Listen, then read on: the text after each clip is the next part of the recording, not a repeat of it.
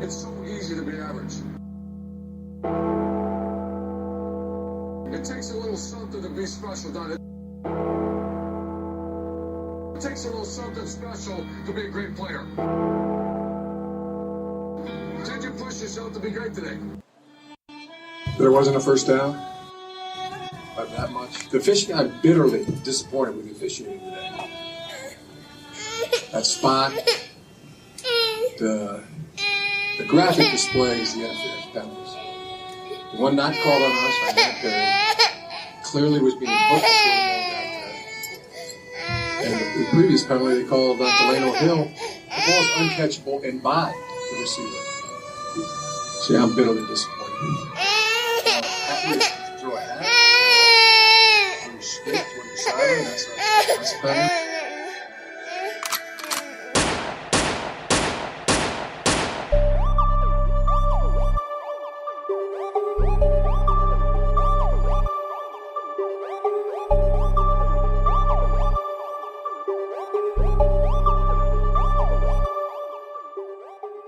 This is the Silver Bullets Podcast on the Ozone Radio Network, your authority on all things Ohio State. Here are your hosts, Shannon Sommers and Chip Minnich. Not Chip, if you have an iota of human feeling.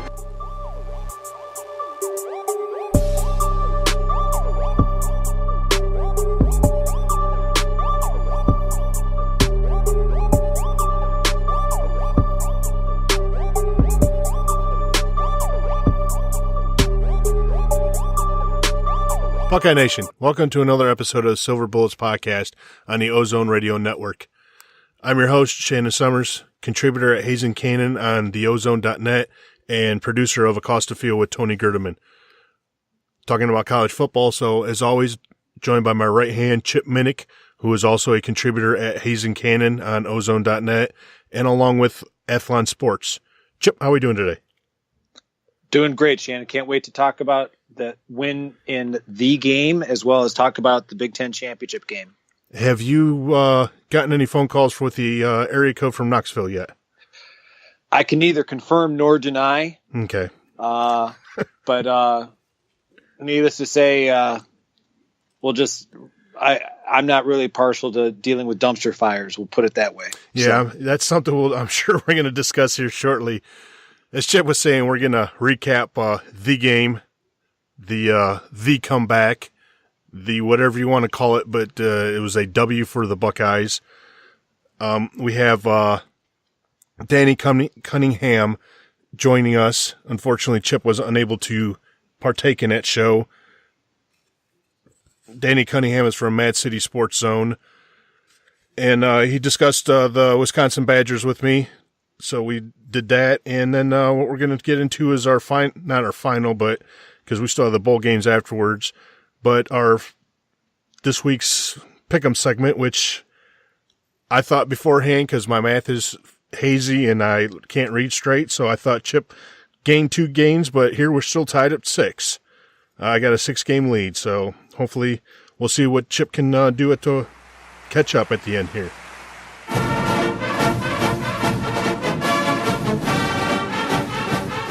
Again, a long look to the sideline and resettles in the shotgun.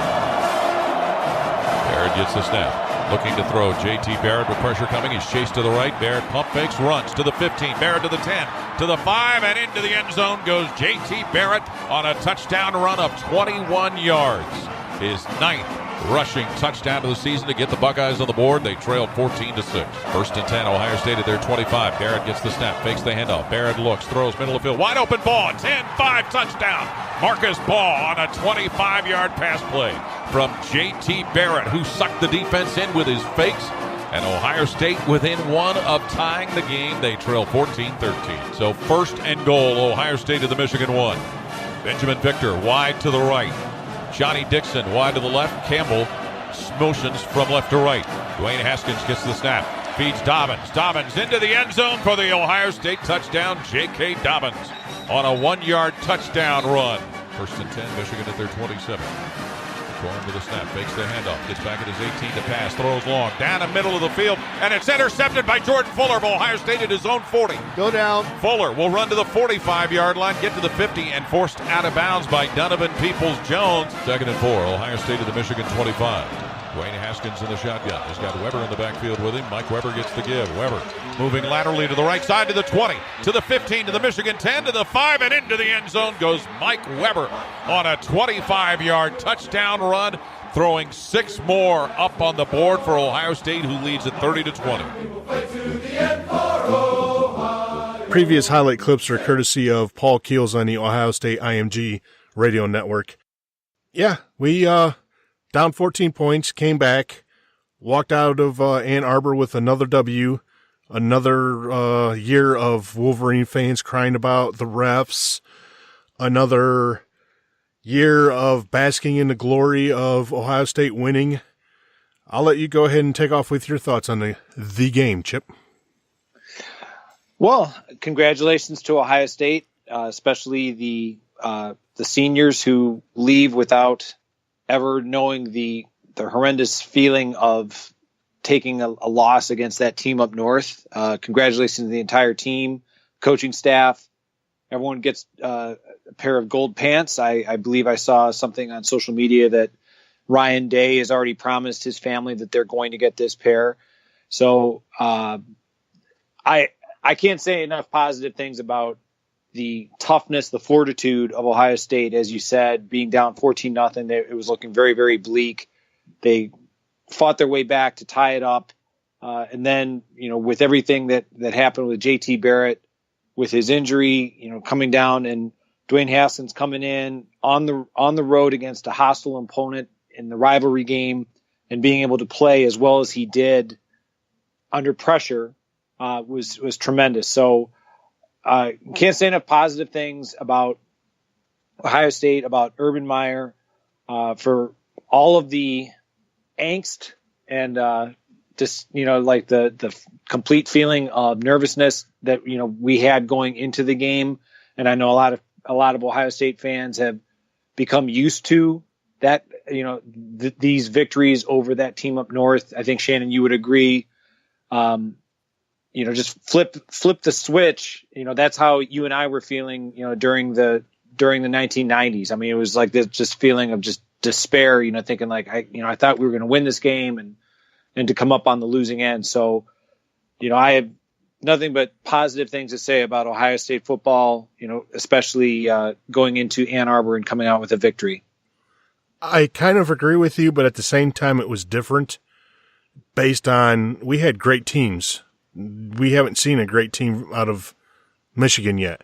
So I think, to me, that's where the difference is. So I relish in what they're going through, unfortunately, and that makes me a bad person. That's fine. For this situation, I'll be a bad person. But no, you hit it on the head with Dwayne Haskins coming in, and he came out, and I mean, you hear all these Michigan fans talk about, oh, our quarterback's hurt and this and that. JT went down, and Haskins came in. He was making good throws. He was leading the receivers.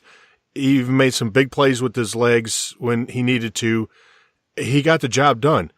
And my hat's off to him.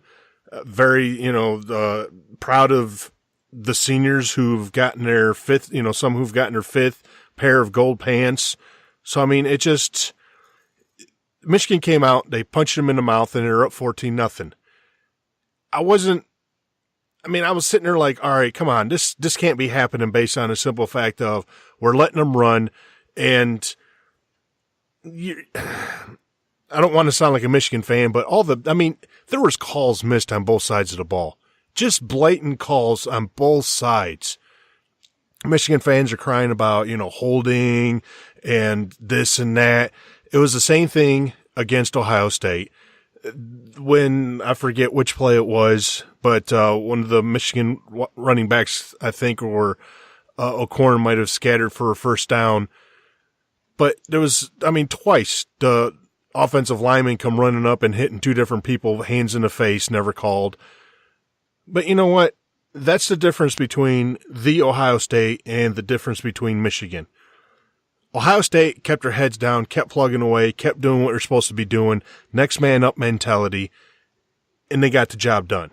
They didn't make excuses. They weren't making excuses, except for the simple fact of we need to find a cameraman and God rest his soul.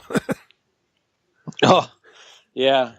I feel for whoever is implicated in that.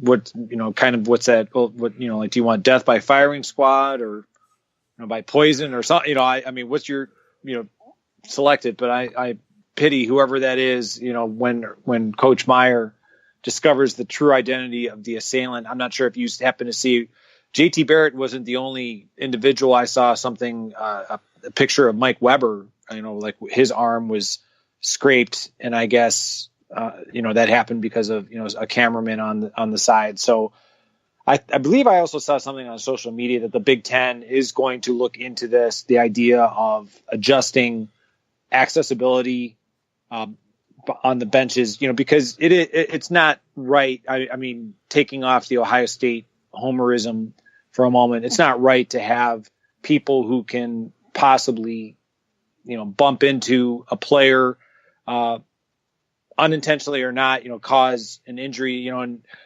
little did anyone know that this is an injury that JT Barrett's been dealing with all season. He's just gutted through it.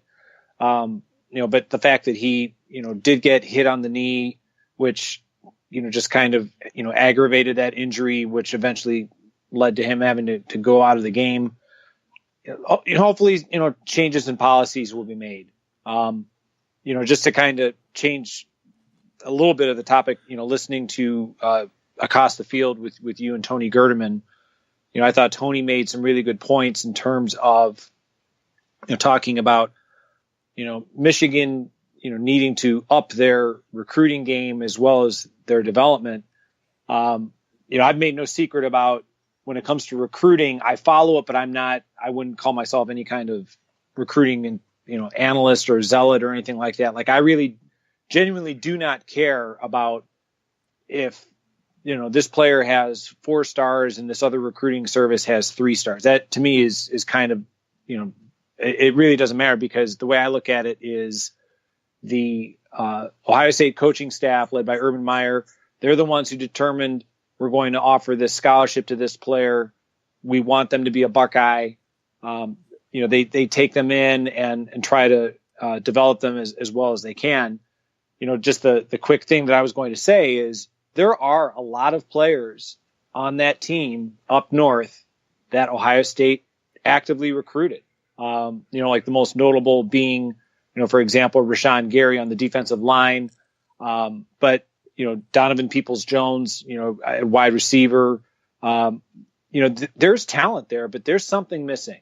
And I think you and Tony, talked about it on Across the Field, but, something has to be done. I'm not saying that Jim Harbaugh is going to be on the hot seat or anything like that, but I also agreed with, Tony's assessment that, they need to, pick up their game.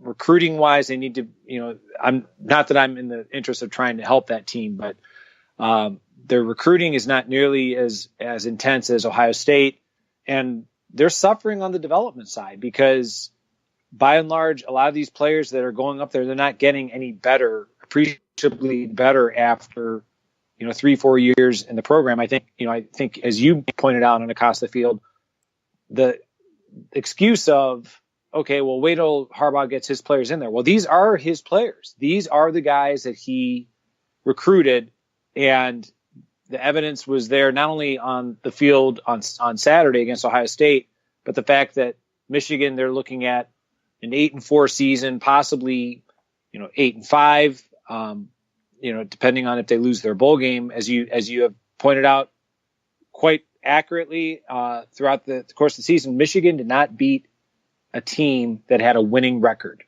The fact that they haven't beaten a ranked team in 11 years since 2006 is astounding. But the fact that, as you have pointed out, a team with a winning record, a team that won at least 7 games, they did not do that at all this season. So there's definitely a lot of ground that they need to make up if they want to try and make this into a true rivalry game.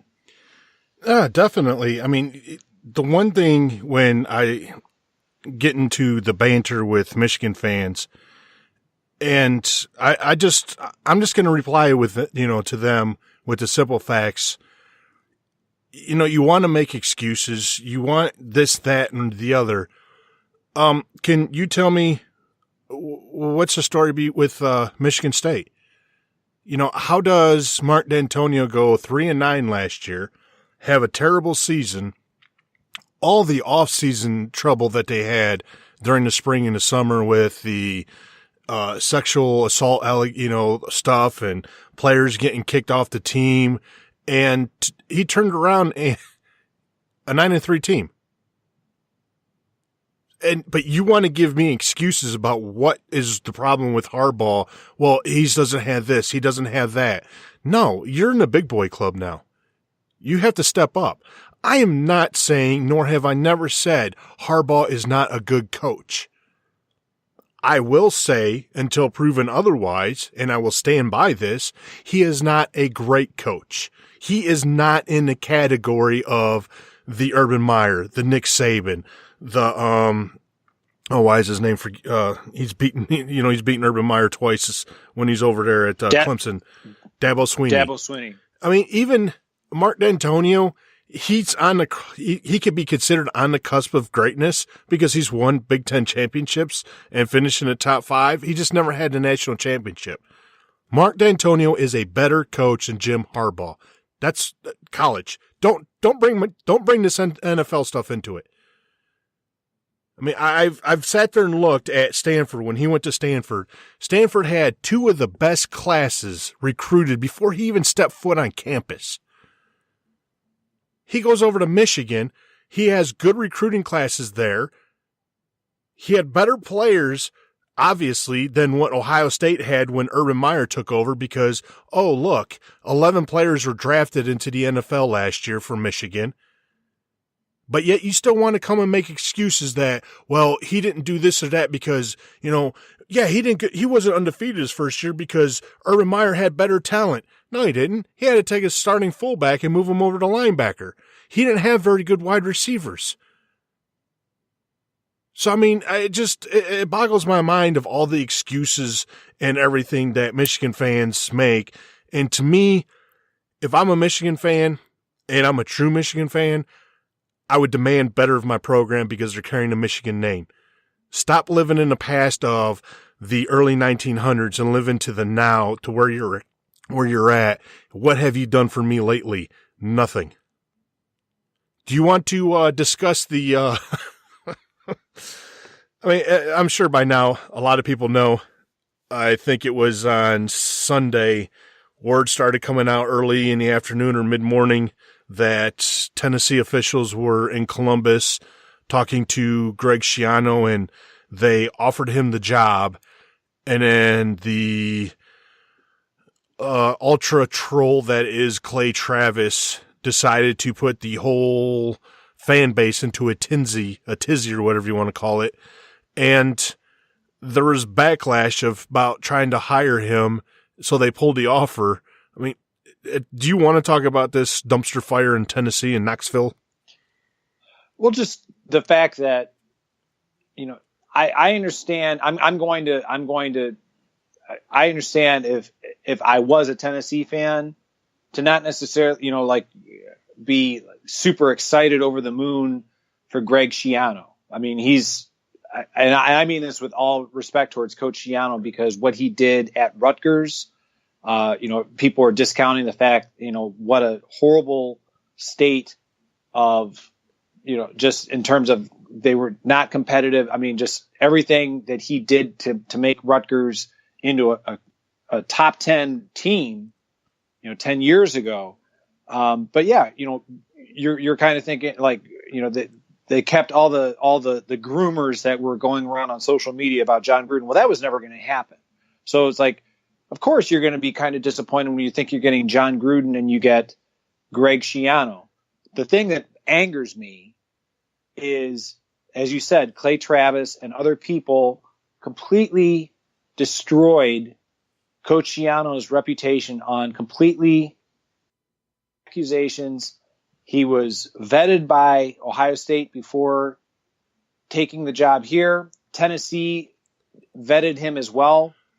And it was because of the fact that the fans were so upset that they were getting Greg Schiano that they tried to latch onto, some kind of obscure, thing that isn't true.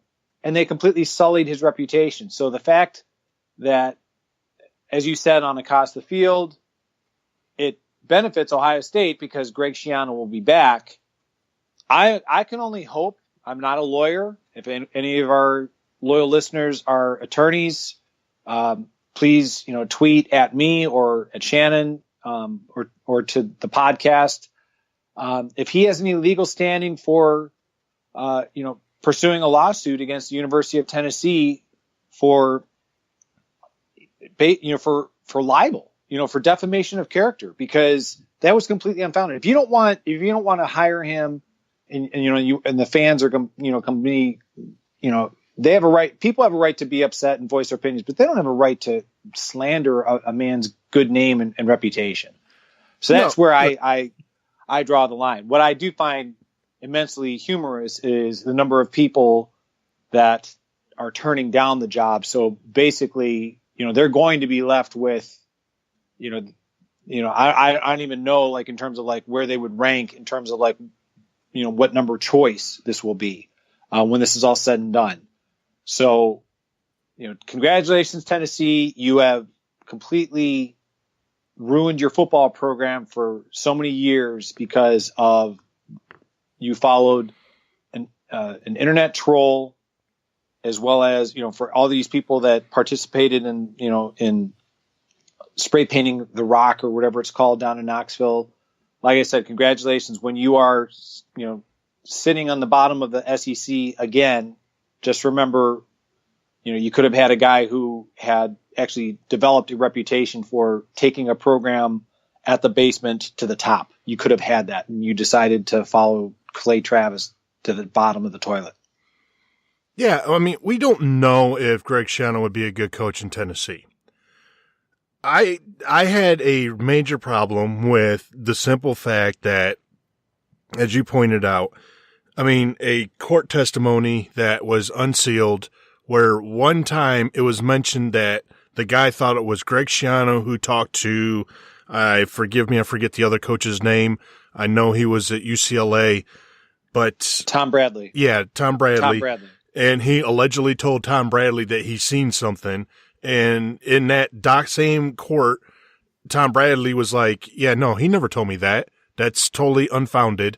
That, UCLA investigated a lot of the stuff because Tom Bradley's the coach there. Ohio State vetted him not once, but twice, because even after the allegations came out, there was another investigation, even though people came after me on Twitter and said, no, they didn't do an investigation. They just went by Urban's word. No, they did another investigation. The Tampa Bay Buccaneers vetted him and investigated everything. The Tennessee Volunteers, they vetted everything and investigated everything. But yet this one guy who I honestly wish for the life of me that Fox would part ways with, just to say enough's enough. He has to bring this up in order to make this guy look like something he's not. And I mean, unfortunately, there's probably not much they're going to be able to do because Clay Travis is, from what I understand, a lawyer himself. So he's just using what was put into a lawsuit with Penn State and the insurance company or whatever that the lawsuit was. So he's just using words that were in court, and he's not saying that the guy was part of it. So, I mean, it boggles my mind of just that whole mentality of using that because you want to sit there and say, oh, well, he was, 67 and 66 or whatever it was at Rutgers for how long he was there. It was Rutgers, people. Yeah, they were in the Big East at the time, and maybe the Big East wasn't all that great in football, but he went to, 5 or 6 straight bowl games? So, I mean, come on. Oh, yeah. Yeah. and I'm not saying that he would have taken Tennessee to the promised land, but it's like you said, the sullying of the name is just, it's insane. And you're seeing a lot of people that are sitting there allegedly saying that, hey, look, no thanks, we're not interested in the job. Latest rumor today was, they were hiring Jeff Brom, and then all of a sudden it's that he's not going anywhere. So you don't know what's true and what's not true, but it just seems like if a lot of the stories that are coming out are true, the dumpster fire in Knoxville is kind of the same thing that's going on in Cleveland, because you have Jimmy Haslam there, and the news there is coming out about Jimmy Haslam actually being a part of this whole rebate thing. I really am disgusted by that whole situation in itself. And then the thing that kills me is how Tennessee fans are sitting there beating their chests saying that we stood for something. We stood for what's right. But yet you're bending over backwards to still protect Peyton Manning's name. And Peyton Manning was accused of sexual assault. And he has come out and said, well, I was there and things might have gotten out of control, but I don't think it went to that extent. But you're willing to sit there and believe him instead of somebody else that wasn't even founded on anything, which is just mind-boggling in itself. So the karma just, Brady Hoke is available, so I hope you get stuck with him.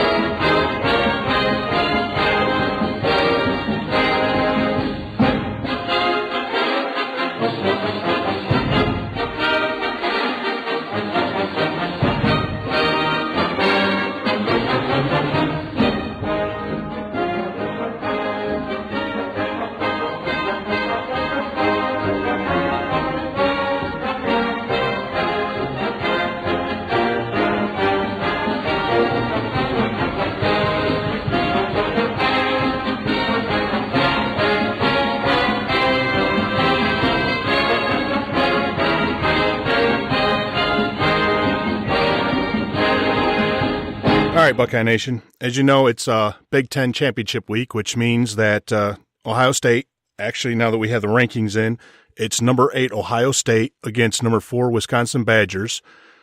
And here we have Danny Cunningham from Mad City Sports Zone joining us here on the Silver Bullets podcast on the Ozone Radio Network. Danny, how you doing today? I'm doing real well, my man. What's up? Thanks for joining us to talk about the Wisconsin Badgers. We got, let's see here, the number 1 defense in Wisconsin going up against the number 4 offense of Ohio State. When you sit there and look, you just, to give us some background for our listeners, you came from Cleveland because, you didn't like the warmth that is Cleveland, so you decided to go over to Madison and go into a college town. So I mean, you're now in Big Ten country over there, and you see what's going on with Wisconsin, and they have a very good program that's going on. I mean, when you look at this matchup, what's the first things that stick out for you?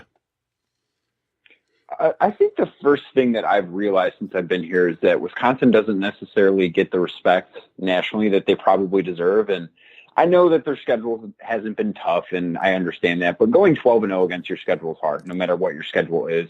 If you look at, there's not a single other Power 5 team that's been able to do that, no matter who they've played. I mean, even not having a slip up in a game where you are favored is a hard thing to do. And Wisconsin hasn't necessarily played their best every week, but they've always found a way to win. And that's something that's really impressed me throughout the season about the Badgers.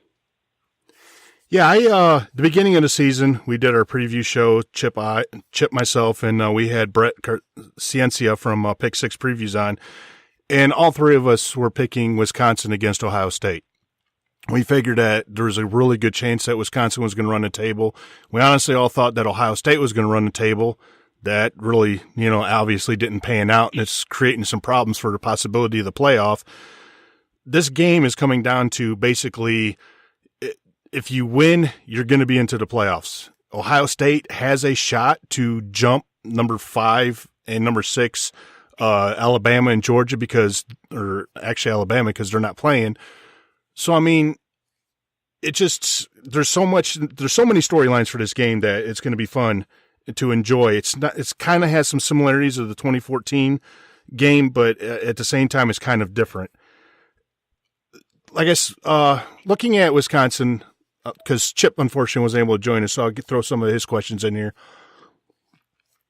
Wisconsin is leading the Big Ten in rush defense, only giving up an average of 80.5 yards per game. Can you tell our listeners what it is about Wisconsin's run defense that makes them so difficult to run against?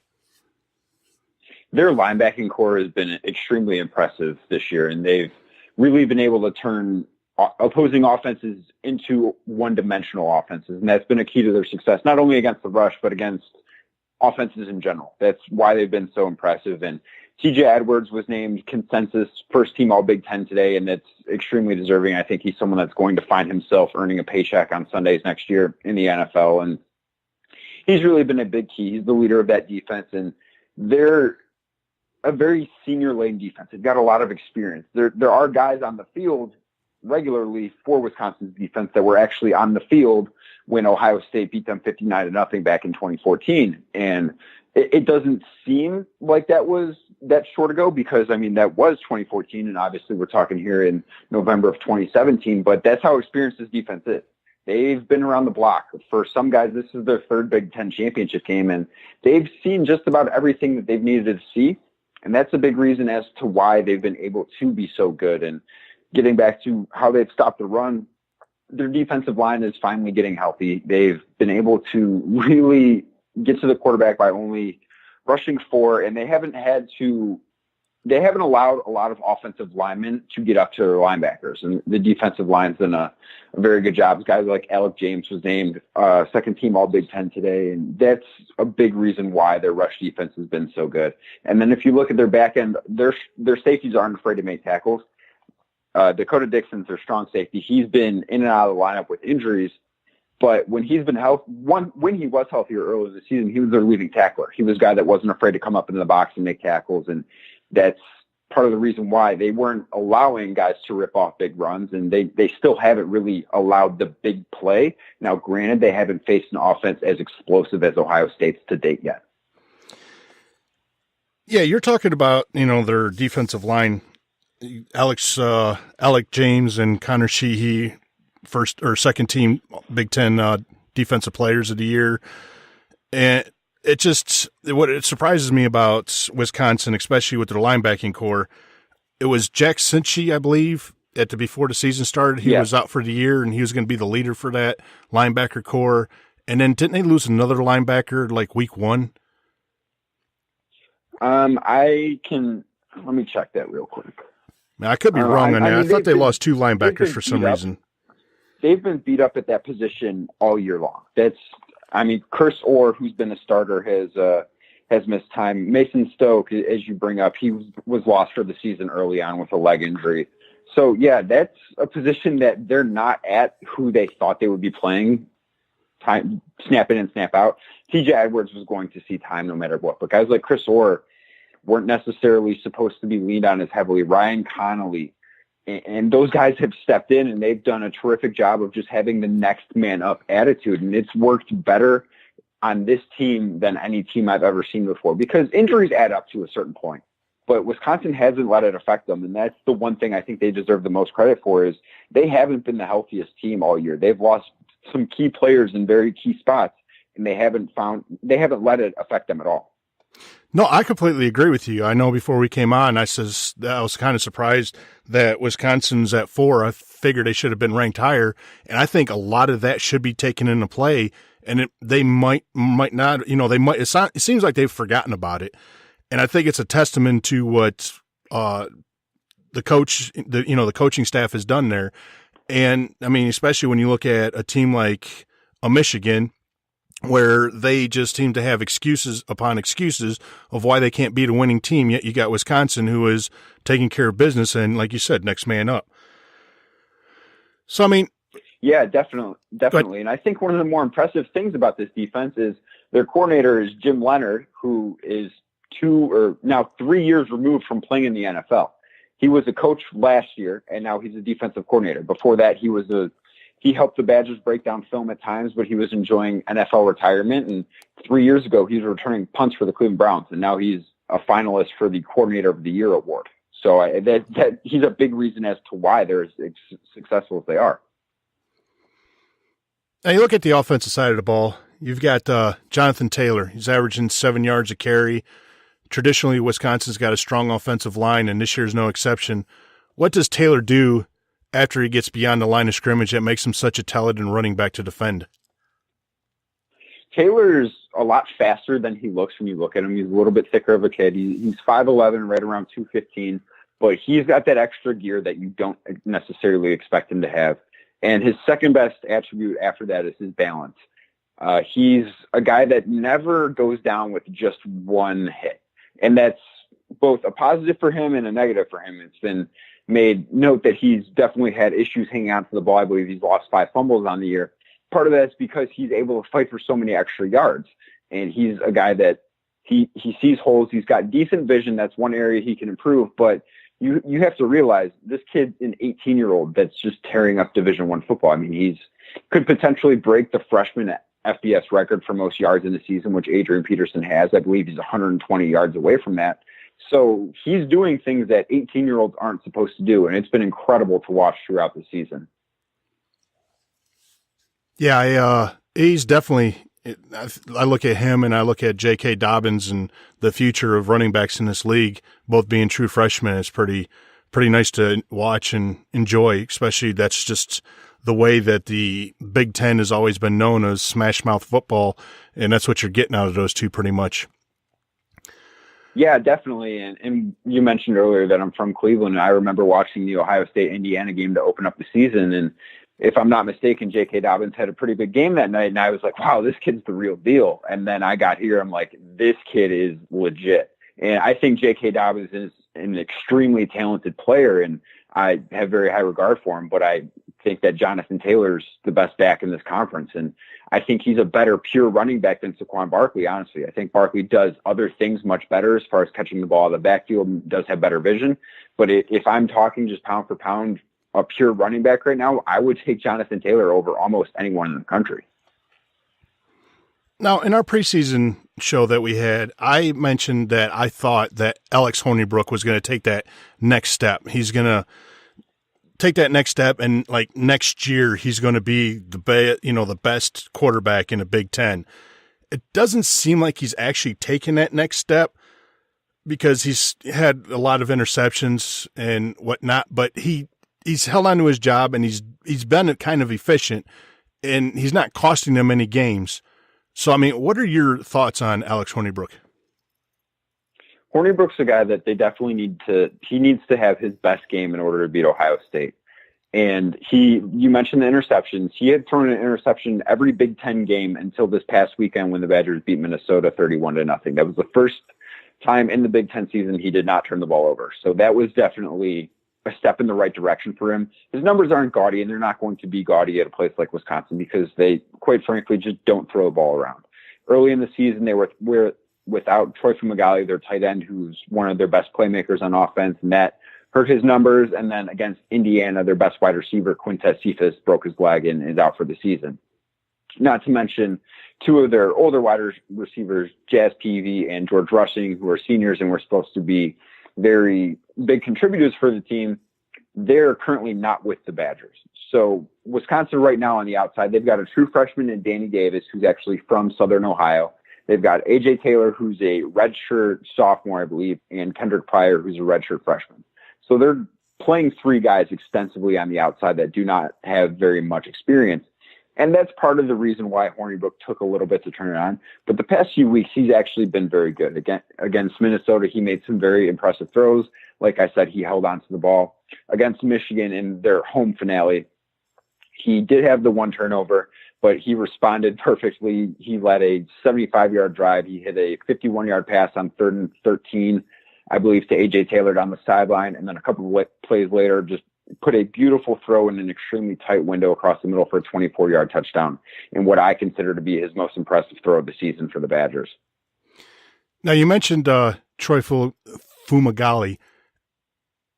What kind of matchup problems for the Ohio State linebacking core does he present, do you think?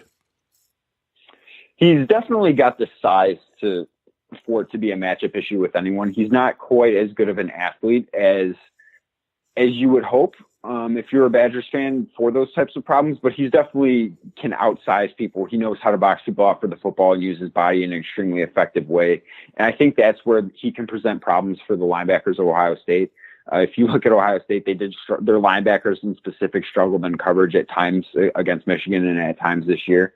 So I think that's an area where the Wisconsin offense can choose to attack them. But he's not necessarily a burner or anything like that by any stretch of the imagination.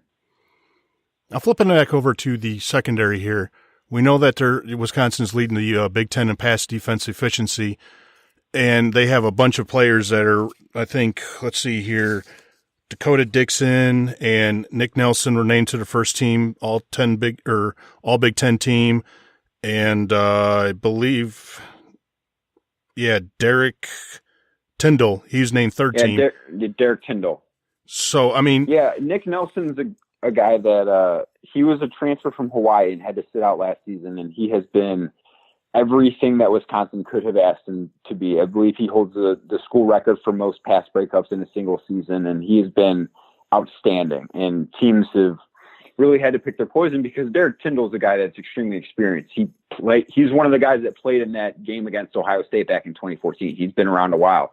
He knows what he's doing, and he's really had a good season as well. So those two are really the reason why Wisconsin hasn't given up big plays on the outside, and they are as high as they are in passing efficiency defensively. Then if you look at safety Natrell Jamerson as well, he was an honorable mention all Big Ten, I believe.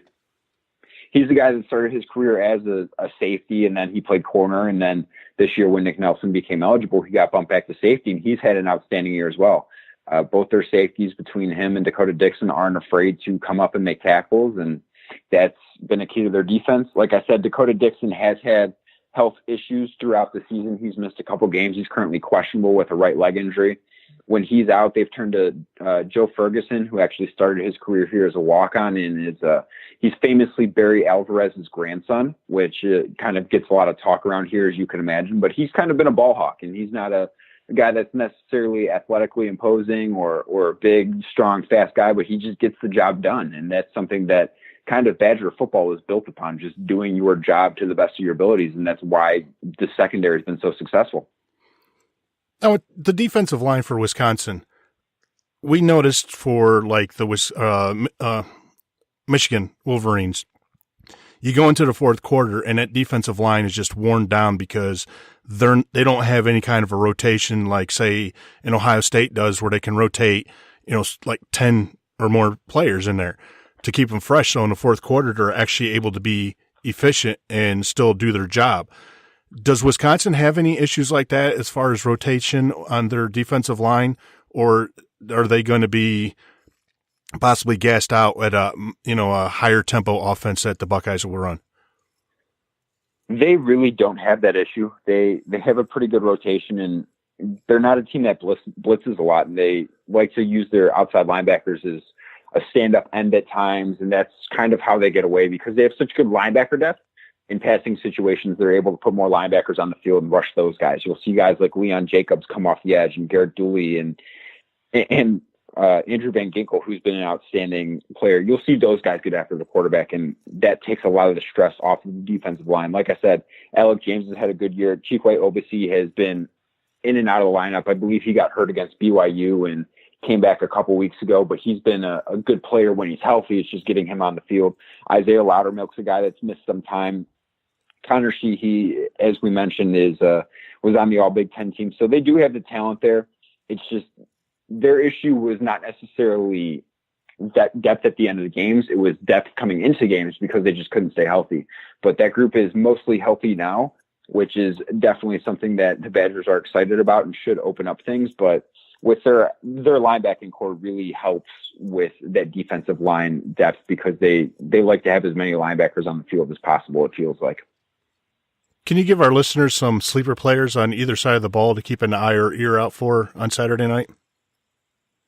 Yeah, I think Chris Orr is an inside linebacker that he was having a really good season. If you go back and watch the Nebraska game against Wisconsin, he had a pick six, I believe, on Nebraska's first drive, and it just totally took the crowd out of the game. It was a night game in Lincoln, and he's had a good season, but he's coming off. He did play against Minnesota sparingly, but he's had missed a couple of games with an injury, and that's really hindered him. But he's a guy, if he can be healthy and he's not on the injury report this week, he can be a game changer for this Badger defense. It's just a matter of how healthy he is. And I mentioned TJ Edwards as being the leader of this defense, but he shouldn't overshine guys like Garrett Dooley and Leon Jacobs, who have had outstanding seasons as well. And Edwards gets a lot of the credit there. He's an excellent pass defender, but Dooley and Jacobs have been outstanding at getting the quarterback, and they're a huge reason as to why the Badger defense is as successful as it is. If you sit back and break it down, you look at Wisconsin. Yes, they have the number one defense, but a lot of naysayers like to say, hey, look, the offenses that they've played, the best offense that they played was like maybe ranked in the 80s. You have Ohio State with this top, number 4 offense in the country, I think it is. Yeah. So, I mean, what is it? Do you think there's cause for concern, or do you think it's just that people being naysayers, basically? I wouldn't say there's cause for concern. Obviously, Ohio State is the biggest challenge they've been presented with, and there's no debating that. I mean, like you said, their numbers are outrageous. They're incredibly explosive. They have playmakers all over the field. But I think Wisconsin's ready for the test, and I'll get to talk to some of their defensive players tomorrow. But they've really stepped up to the plate, and it hasn't necessarily been to having to step up to the plate because of the opponent, but having to step up to the plate because they've had their own issues. And they've really been good about that. And you have to remember, they might not get to go against great offenses week in and week out, and the Big Ten West is what it is. But on a regular basis in practice, they do get to go against one of the country's best running backs in Johnathon Taylor, and that's got to account for something. Just because it's not happening on Saturdays doesn't mean it isn't happening with this team. It's a very good point. I know anybody that sits there and says that, in all honesty, that Wisconsin's got a cupcake schedule. I think it was 2 years ago, or maybe 3 years ago, but they had like one of the toughest schedules in all of college football. Year, yeah, was it last year? They opened up and they beat LSU. Yeah, it was last year. They beat LSU at Lambeau Field, and they had 2 or 3 losses, and they were still in the top 10 just because I know they lost to Michigan close. They lost to Ohio State in overtime last year, and obviously I wasn't covering the team at that point, but their schedule was outrageously hard. Yeah, and that's what I wanted to ask you, because a lot of fans want to sit there and say, hey, look, when we got this in the bag, we beat Michigan 59-0 in 2014. My thing is, going back to last year, Ohio State was down, I believe, 10 points in the fourth quarter at Camp Randall, and they tied it up in order to take it to overtime and come out of Camp Randall, which is a very hostile place. So, I mean, do you think that any lessons were learned from the Badgers from that last year?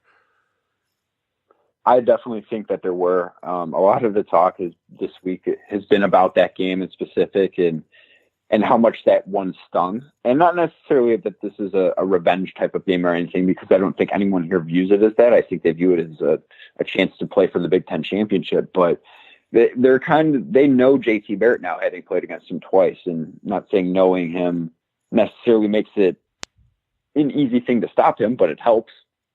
And that's something that I think the Badgers don't have in their favor, but it doesn't hurt them that they've played against him before, and they know that he's got incredible escapability, and that's something that they talked about. And obviously his knee might be an issue, and no one seems to know what necessarily happened or what exactly happened in the Big House this past weekend. But depending on, I think the health of his knee could be a big thing to watch, because if he can't be as mobile as he normally is, I don't think he can beat this Wisconsin secondary with his arm the way Cardale Jones was able to in 2014. I think the big difference too is Cardale Jones. He didn't have any game film. I think. That's something that if I were a Wisconsin fan, I might be worried about Dwayne Haskins about. Yeah, is that he's played sparingly in garbage time throughout the season because Ohio State has blown out teams they should blow out, with the exception of Iowa. So he's got some film on him, but it's not, letting it loose and letting him go through the whole playbook. And Cardale Jones didn't have that either. And I think that was not the reason Wisconsin lost, obviously. I mean, they would have lost that game no matter who was playing quarterback. And I think that there were some other situations surrounding that involving Gary Anderson that people don't necessarily want to talk about. But Cardale Jones not having any game film made it harder for not only Wisconsin, but Alabama and Oregon to prepare for him as well. And I think I think that they did an outstanding job calling plays for him. If you look at what Ohio State did, they essentially said, you're only allowed to throw the ball outside the hash marks, and if nothing's open there, run the ball. And it worked perfectly. So, well, it kind of helps when you have a running back running over 200 yards too. So, yeah, that didn't hurt. That Ezekiel Elliott guy wasn't bad. Yeah. So that definitely helped their cause. So Ohio State right now is still favored, I think, even with the news of JT Barrett. I think it's gone down a little bit, but they're still somewhat favored. Do you think Vegas is wrong on this one?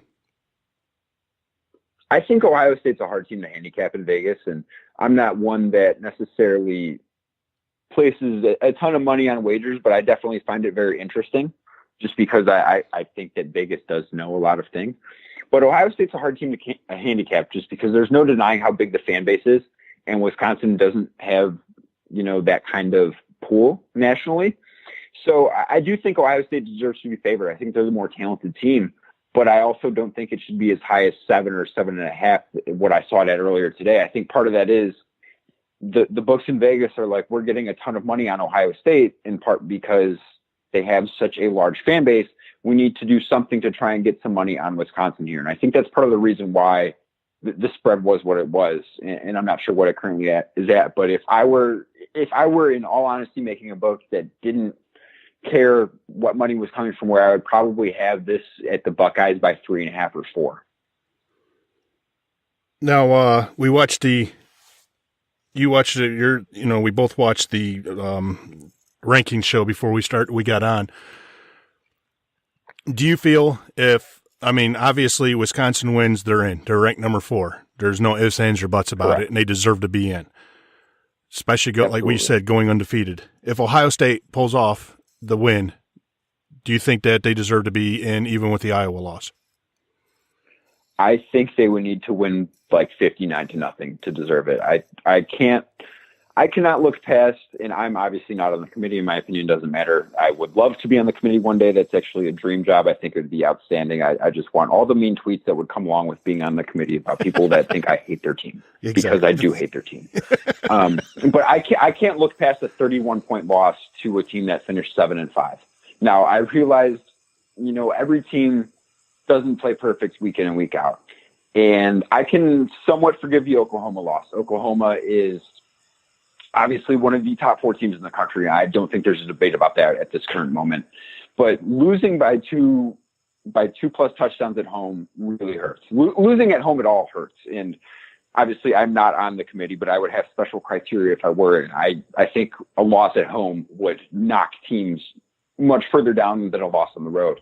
And losing by 2 touchdowns to a very good team, but at home still hurts. That's a game that the Buckeyes could have won, and obviously they were outplayed by the Sooners there. But that Iowa loss would absolutely have eliminated Ohio State from the playoffs for me, just because losing to a team that wasn't very good, it's not as if they were playing great football coming in, and they certainly didn't play great football after. I mean, they were here in Madison the following week, and after Nate Stanley had that outstanding performance against Ohio State, and I believe he threw for 5 touchdowns, and I believe it was Sam Hubbard was wrapped around his leg on the 1 touchdown. It was just incredibly impressive throw. And I thought that this team had a chance to upset Wisconsin and really see what they could do. And I was excited for that game, just as a neutral, someone that covers the team and is completely unbiased about it. I was excited. I thought Iowa could have won that game, and I expected it to be much closer than it was. And looking at the halftime stat sheet, he was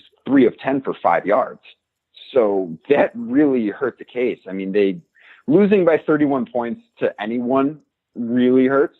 I'm willing to forgive it more so if it was to a good team. Like, I'm willing to forgive USC's loss at Notre Dame more so than I am Ohio State's at Iowa, because Notre Dame was playing excellent football at the time.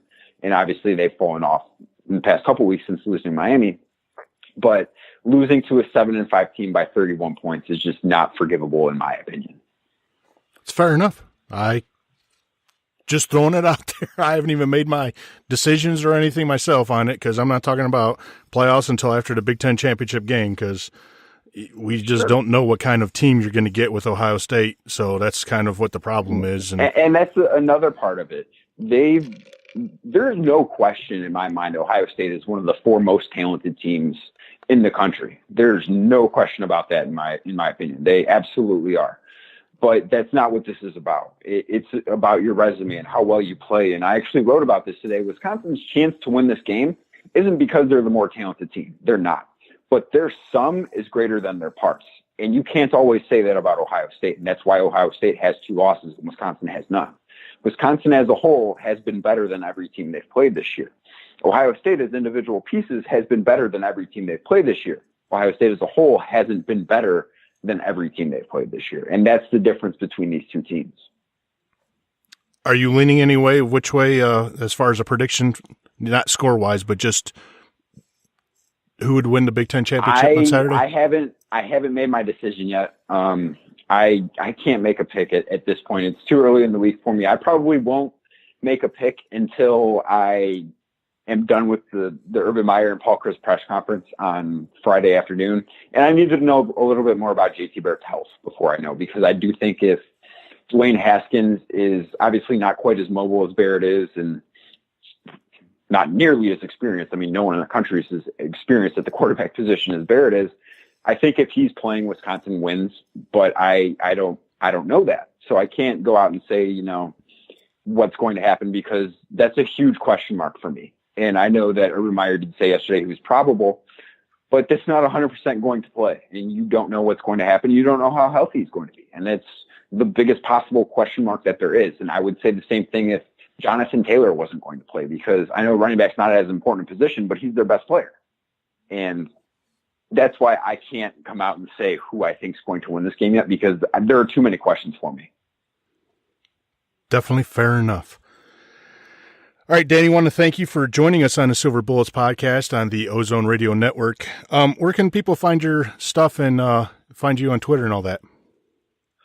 You can find me on Twitter at RealDCunningham. Everything I write is shared there. I'm also on 96.7 The Zone in Madison as an update anchor.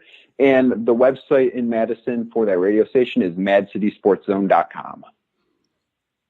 Definitely appreciate you taking the time out and joining us and sharing all the wisdom of the Wisconsin Badgers for our listeners.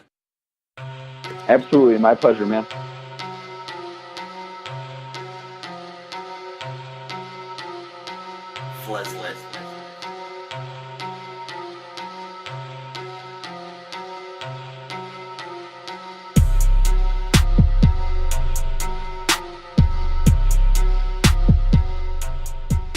One is a riverboat gambler using his gut to make his picks. The other is cool, calculating, and scares Vegas. This is the Silver Bullets game prediction segment. Who are you going to ride with?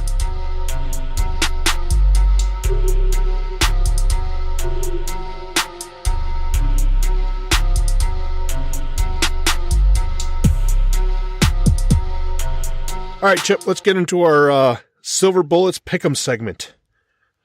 Feeling awfully proud this year. I still can't believe I have a 6-game lead. It's strange. All right, let's start off with we got a Friday night game.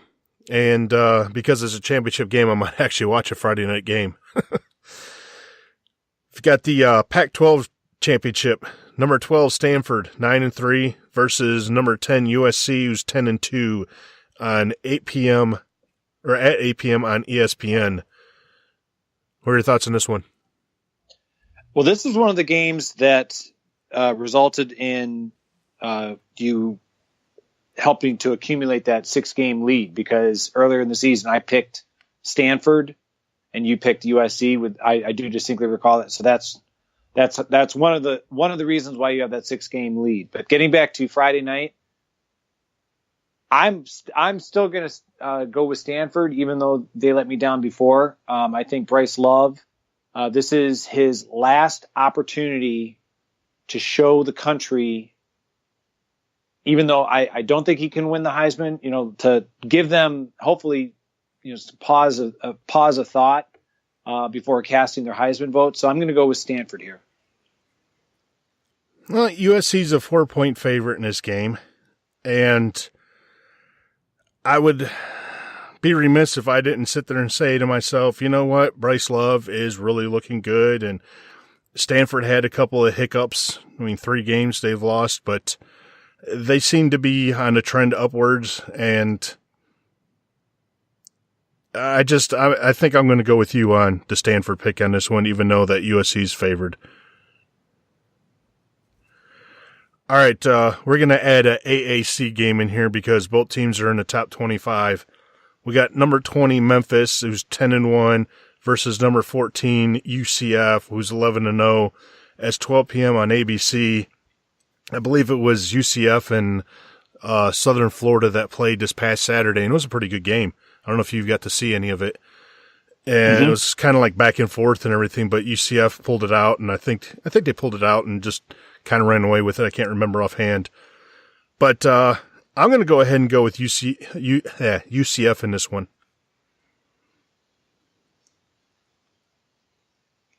I agree. I think UCF, they have legitimate reason. Their athletic director was incredulous at where they've been ranked within the college football playoff rankings. But I think UCF, I think they're going to block out all the noise surrounding Scott Frost and all that, and I think they're going to win it against Memphis. It seems like Scott Frost is wanting to concentrate on this game, and he's not wanting to be involved with any of that stuff himself, if I'm reading stuff correctly, that's a good sign, and it's a good sign for his team, I think. All right, we got the Big 12 championship. Number 11 TCU is 10-2 versus a number 3 Oklahoma at 11-1. It's at 12:30 on Fox. This is where I think, in all honesty, Oklahoma should be ranked number 4 and Wisconsin should be number 3, but I digress on that. Myself personally, I'm going to try to take somebody's begin, so I'm not, people aren't accusing me of, going with you, so we can't, you can't catch up on me. I'm going to go with the Sooners on this one. I know that TCU, they got handed pretty good against Oklahoma in their last meeting. I just think Oklahoma is really focused, and the prize is right there. This is Baker Mayfield's last game at Oklahoma. So you figure, at the university, but you know what I'm saying? So he was wanting to play at least 2 more games if he can. He wants to get himself into the playoffs. So I'm going to go with the favorite team of Oklahoma. I am too. I know Gary Patterson. I think he's definitely one of those underrated coaches. He has done a tremendous job with TCU this year, but I think Oklahoma, they, even with the slight that they're getting by being ranked 3rd, I think in the college football playoffs, I think they see a chance to compete for the national title within their grasp. I think Oklahoma is going to do it.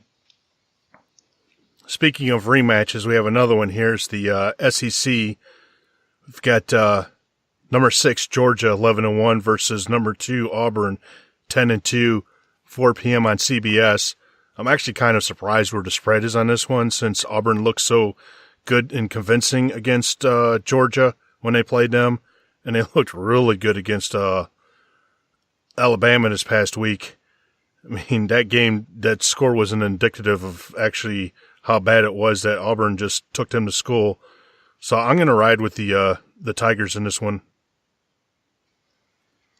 I am also. I think I'm just speculating. I think part of the reason why the spread might be close is Auburn running back Kerryon Johnson injured his shoulder against Alabama, and there's been speculation about whether or not he'll be, fully ready to go. I'm guessing he, with a game of this magnitude, he's going to play.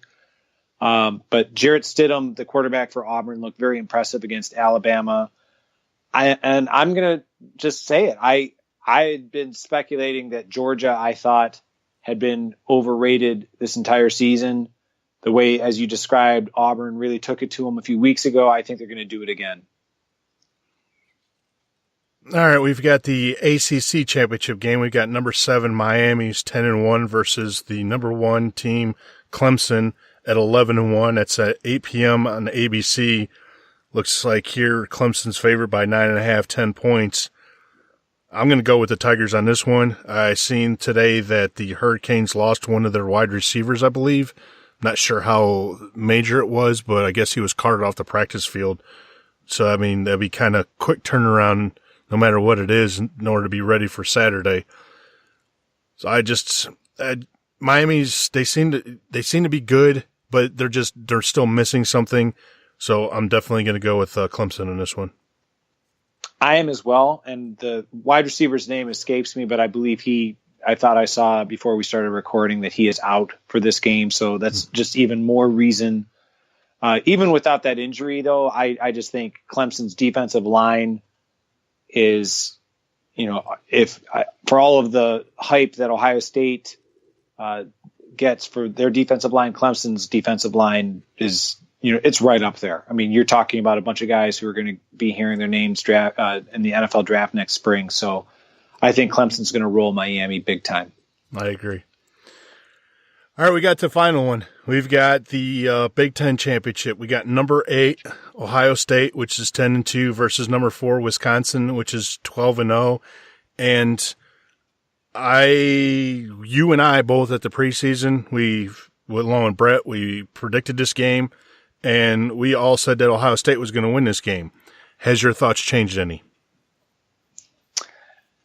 They haven't, but I'd be less than honest if I didn't tell you that I'm legitimately concerned. I have an article that's on Hayes and Cannon, the Opponent Watch series, and the 3 things to keep an eye on. But 2 that really stand out, and that is if Ohio State, to kind of quickly summarize it, if Ohio State can't win when they're on defense and Wisconsin's on offense, win first down, that could make for a long night. And what I mean by winning on first down is, with Wisconsin loves to run the ball. If they run the ball and the next thing you know that it's, 2nd and 4 or 2nd and 3, that just opens up the Wisconsin playbook so much. So Ohio State needs to win first down.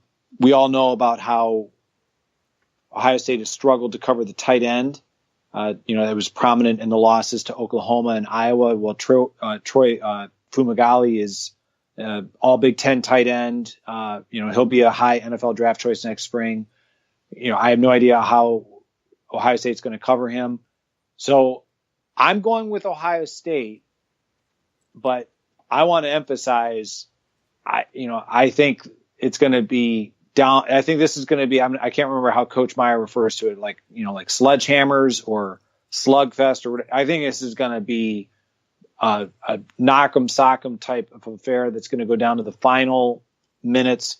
I'm going to say Ohio State 27, Wisconsin 24. Yeah, this is not going to be shades of the past of Ohio State 59 and Wisconsin 0. It's not happening. I know a lot of the storylines are playing right into it, possibly JT being out, so Dwayne Haskins would be playing.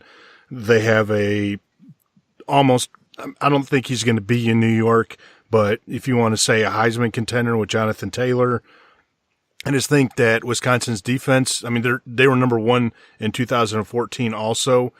Yeah, you can look at the numbers and say Wisconsin hasn't played an offense like Ohio State. But at the same time, what they've done is very remarkable, even against the teams that they've played. You have to respect that defensive line of, Alec Jones and Sheehy, and the linebackers haven't missed a beat with Jack Cincy, and I forget the other gentleman's name that went out in the beginning of the season.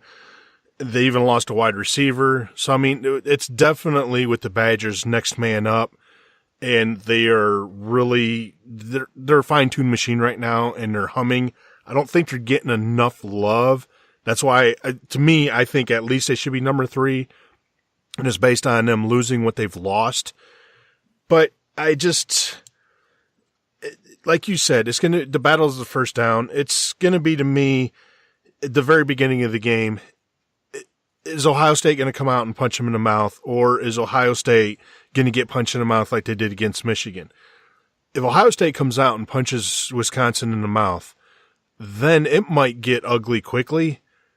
But you've got it. I mean, their secondary is phenomenal. Dakota Dixon and Nelson, and, just Tyndall, and you have to have Horinbrook make mistakes. You have to limit what Johnathon Taylor does on offense, and you have to be able to move the ball. And if it's going to be JT or if it's going to be Haskins, we'll see. I mean, I believe it's going to be JT, and it sounds like he's practicing and everything. I am going to go Ohio State 17 and Wisconsin 14. Just a quick comment there, and that is, I mean, you talked about coming out and punching Wisconsin in the mouth. Ohio State and Wisconsin had 6 common opponents: Nebraska, Maryland, Illinois, Indiana, Iowa, and Michigan. And to be fair, Ohio State actually was more dominant in their wins over Nebraska, Maryland, and Illinois than Wisconsin was. It was, pretty much the same thing for when Wisconsin beat Indiana. But, as we all know, Iowa put 55 points on the Buckeyes. Wisconsin beat Iowa 38-14, and Wisconsin beat Michigan by 2 touchdowns, 24-10, whereas Ohio State won by 11. So, like I said, I mean, there's room for legitimate concern. I think, it sounds to me from all the social media that I've read about Ohio State, it seems like they're taking the right approach. They're coming out with it like, concentrate on winning the Big Ten. Control what you can, and that's lining up against Wisconsin and playing their best, and hopefully leaving Indianapolis as Big Ten champions. No, I agree. And we haven't been discussing since the Iowa loss. I believe we have not discussed anything about making the playoffs or the scenarios or anything. Because right now, in all honesty, I'm going to be real.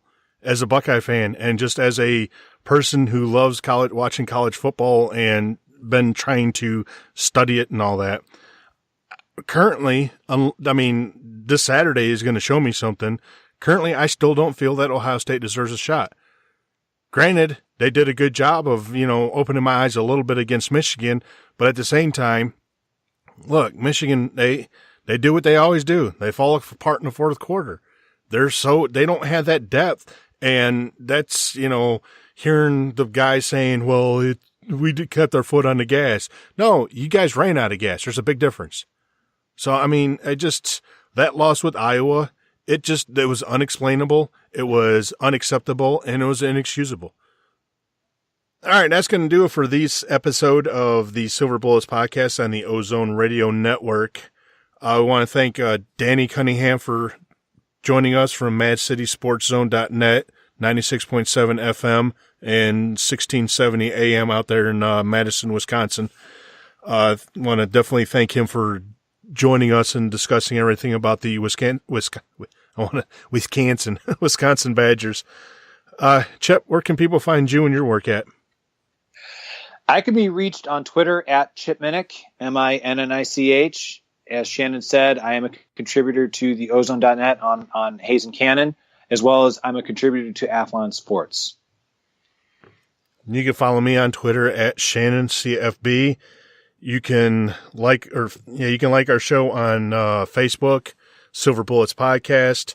You could follow us on Twitter at SILVR Bullets Pod. You can listen to our show on Apple Podcast, Google Play. You can subscribe to our YouTube channel so you can listen to our shows on there if you like. We're in Spreaker, Stitcher, SoundCloud, TuneIn, and guess where else we just got added to, Chip? I know, but do you want to share with the audience? I don't want to ruin the surprise and all. iHeartRadio. So if you use the iHeartRadio app a lot, and you can subscribe to our show on the iHeartRadio app now, along with, or if you're using like the TuneIn app, or, you know, we're everywhere. We're trying to be everywhere. So that way we can get the word out, and we want to thank everybody for listening to our show and helping build up our audience. And we definitely appreciate it. And we definitely appreciate everybody taking the time out to listen to our show. We're going to be I'm going to be having another show this week coming out with Tony Gerdeman, ironing out the final details of it, but it looks like it's probably going to be like Thursday night, Friday morning. So we'll be talking about the Wisconsin Badgers with Mr. Tony Gerdeman. And next week we are going to be talking about the playoffs, how it all shakes out, what all happens, and the bowl games. So we're going to have a lot of fun the next couple of weeks discussing the possibilities of the games and how it all shakes out. So we're definitely not done with talking about college football in the slightest. So with that being said, for Chip Minnich, I'm Shannon Sommers, and thank you for listening. Go Bucks. Go Bucks.